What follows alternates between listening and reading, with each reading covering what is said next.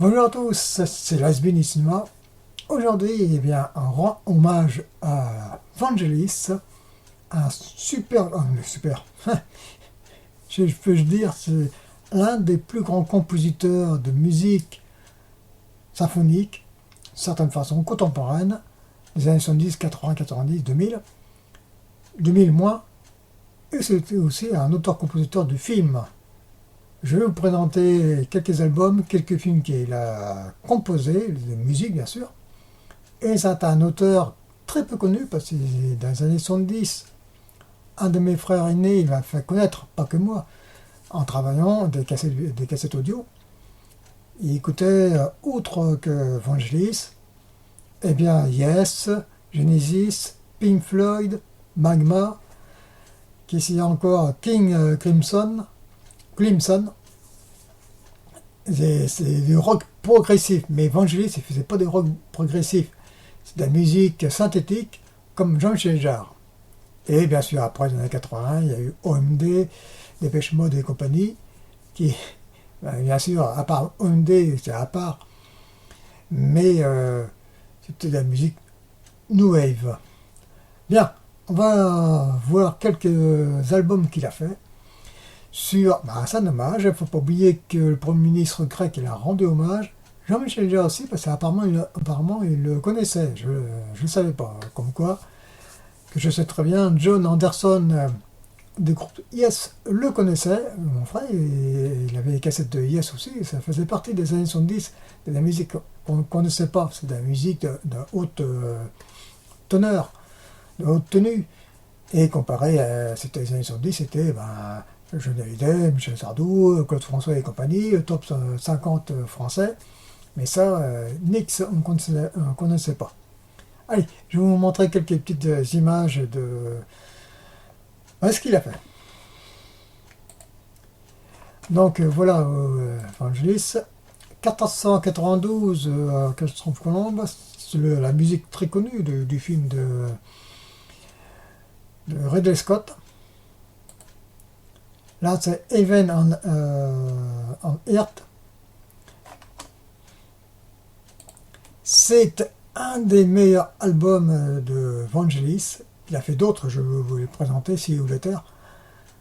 China aussi. Je vais vous montrer les visuels. Elles sont pas tellement de bonne qualité, mais bon, on s'en fout. Pour faire, franchement, je vous conseille de les écouter parce que c'est un sacré compositeur, un putain de compositeur. Les autres, ils peuvent aller se rhabiller. Bien sûr, c'est pas un Ennio Morricone, mais Morricone c'est autre chose, c'est différent.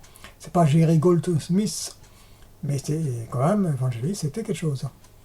Allez, on va voir la suite. Voilà, le China. Il est excellent. Il n'y a pas de mots à dire. C'est où la Terre? C'est des albums, pas de musique à part 1492, musique de film. L'Opéra Sauvage.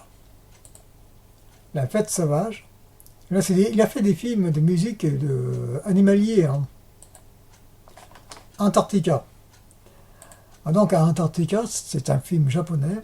Il y a deux versions international cut en VF, une VHS pourrie. On peut la récupérer, j'ai récupéré, il est tellement pourri qu'il est regardable. Et une version intégrale qui était en VO, c'était très. Il est en DVD Blu-ray. Et je l'ai récupéré. Bon, le film, j'ai pas encore vu, mais la musique est magnifique.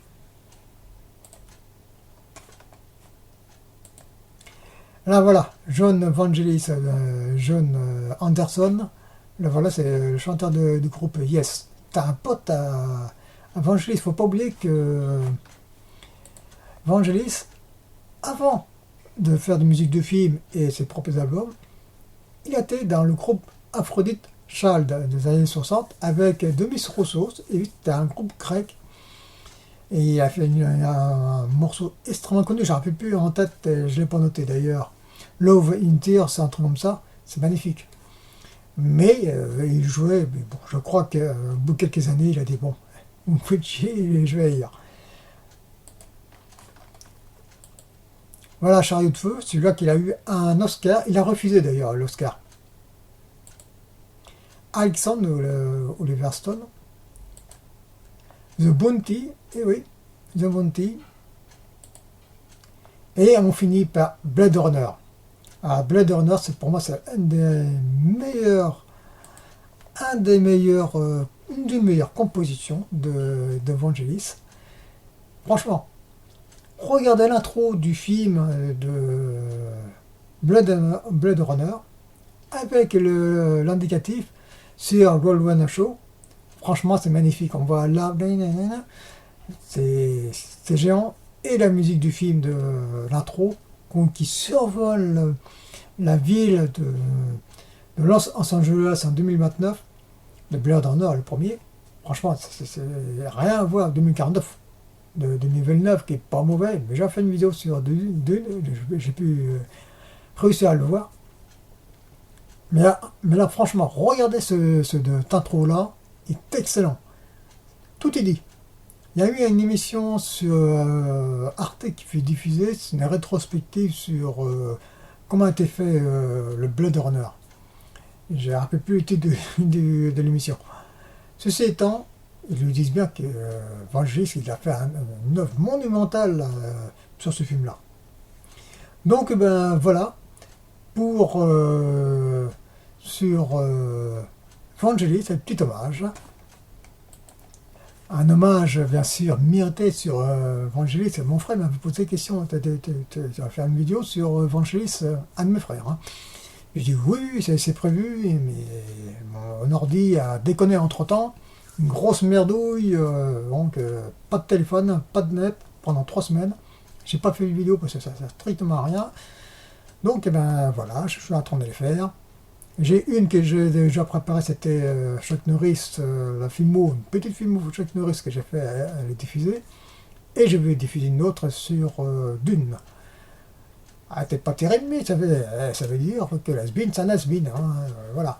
Ceci étant, voilà. Je remercie à ceux et celles qui me regardent. N'hésitez pas de mettre un commentaire, ceux qui aiment Vangelis. Franchement, c'est un des meilleurs compositeurs contemporains. Il a vraiment révolutionné. Quand même, c'est le mec qui touche. Hein.